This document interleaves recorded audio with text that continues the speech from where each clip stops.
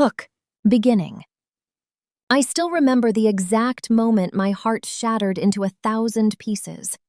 It was a busy Friday night at Bella Vista, the upscale Italian restaurant where I had poured my soul for 3 long years. The warm glow of pendant lights, the clink of wine glasses, the aroma of garlic and fresh basil. It used to feel like home. I was Emily, the head waitress everyone relied on.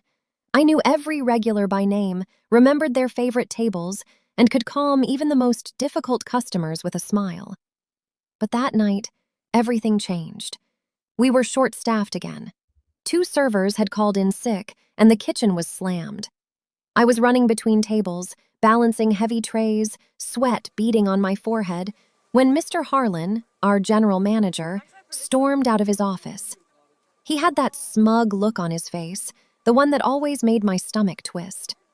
I approached him politely, catching my breath. "Mr. Harlan, we're really struggling tonight.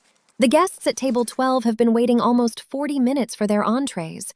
Could we maybe comp a round of appetizers or at least let me explain the delay? They're getting upset."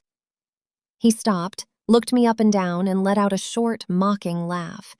Then he leaned in close so only I could hear, but his voice carried just enough for a couple of nearby staff to catch it. "Economy, Emily. Don't complain. This is all you can handle." The words hit me like ice water. My cheeks burned with humiliation. I stood there frozen, tray still in my hands, while he smirked and walked away like he'd just delivered the funniest joke in the world. That single sentence broke something deep inside me. For years I had covered his mistakes, stayed late to close when he left early, trained new hires because he couldn't be bothered, and smiled through it all, even when my feet were blistered and my back ached. I had a young daughter at home who depended on this job. I needed the hours, the tips, the stability.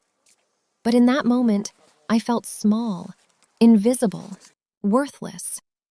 I forced a smile for the guests, delivered their food when it finally came out, and kept working. But inside, I was quietly unraveling. What hurt most wasn't just the words, it was the casual cruelty. The way he said it like it was obvious, like I was nothing more than the help who should shut up and take whatever scraps he threw my way.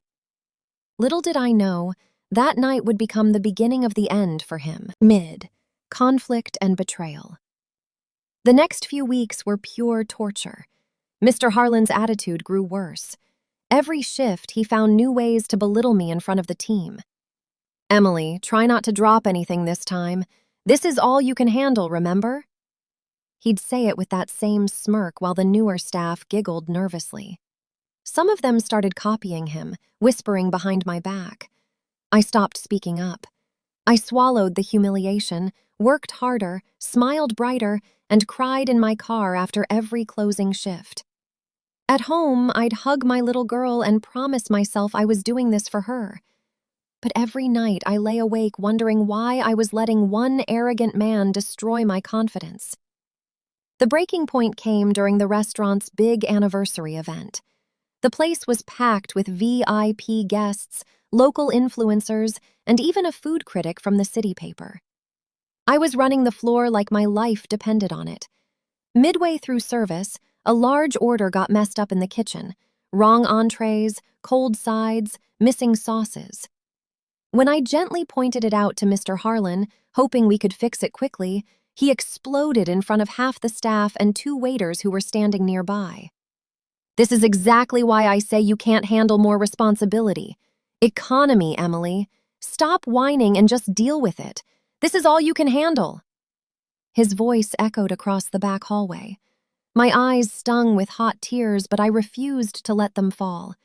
I fixed the orders myself, apologized profusely to the guests, and somehow kept the night from completely collapsing.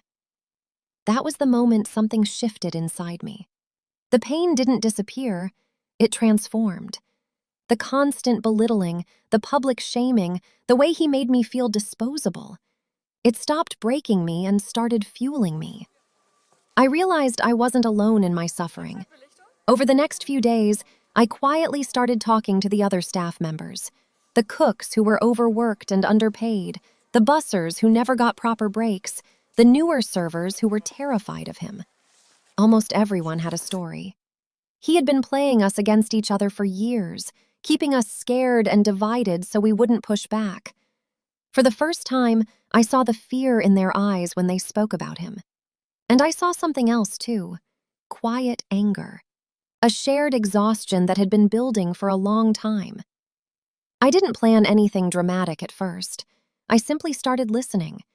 I started reminding people of their worth. I started saying softly but firmly, "We deserve better than this." And slowly, the tide began to turn, ending. Revenge, climax, and moral. It all came to a head 2 weeks later during another chaotic Saturday night. A major corporate booking had come in, 25 people celebrating a big contract. Everything that could go wrong did. The kitchen was overwhelmed, orders were delayed, and tensions were sky high.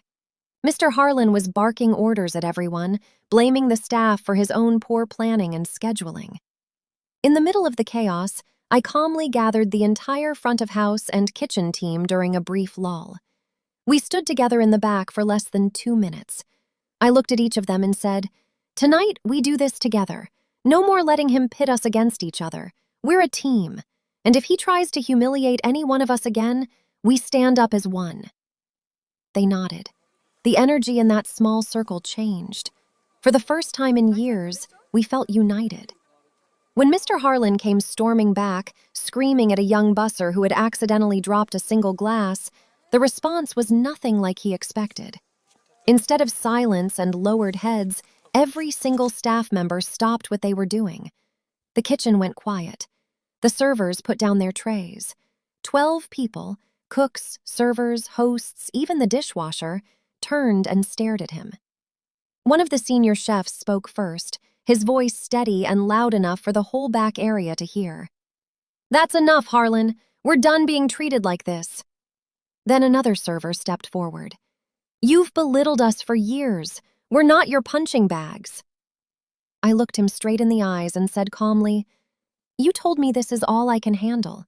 But tonight, we're showing you exactly what we can handle, without your disrespect." The corporate group started noticing the unusual silence. Guests began murmuring. Within minutes, the owner of the restaurant, who rarely visited but had been called by one of the longtime cooks, walked through the front door. What followed was swift and merciless. The staff, speaking as one, laid out years of mistreatment, the unfair scheduling, the withheld tips, the constant verbal abuse, the way good employees were driven out. They had receipts, messages, schedules, even a few quiet recordings from phones. Mr. Harlan's face went from red with anger to pale with shock. His usual smirk vanished. For the first time, he had no clever comeback, no way to divide and conquer. By the end of the night, he was asked to leave immediately. The owner apologized to the entire team and promised real changes, better pay, proper staffing, and zero tolerance for bullying. As I watched him walk out the back door with his head down, carrying a small box of his things, I felt something I hadn't felt in a very long time. Peace. Not joy in his pain, but deep, quiet satisfaction that justice had finally been served. The staff didn't just turn on him that night, they turned toward each other. We became stronger as a team than we had ever been under his rule. Looking back now, I realize that single mocking sentence, "This is all you can handle," was never really about my limits. It was about his fear of anyone seeing their own worth. Today, I still work at Bella Vista, but everything feels different. The atmosphere is lighter. People laugh more. We support each other. And whenever things get tough, we remind ourselves, we can handle far more than anyone who tries to break us ever imagined. If someone ever tries to make you feel small, remember this: your worth is not decided by their words. Sometimes the greatest revenge isn't loud or dramatic. It's quietly rising up, standing together, and showing the world exactly what you and the people beside you are truly capable of. You are stronger than they think, and when you finally believe that, everything changes. Thank you for watching. If this story touched you, please share it with someone who needs to hear that they're not alone. Drop a comment and tell me, have you ever been underestimated like this? I read every single one. Until next time, stay strong and never let anyone convince you that this is all you can handle.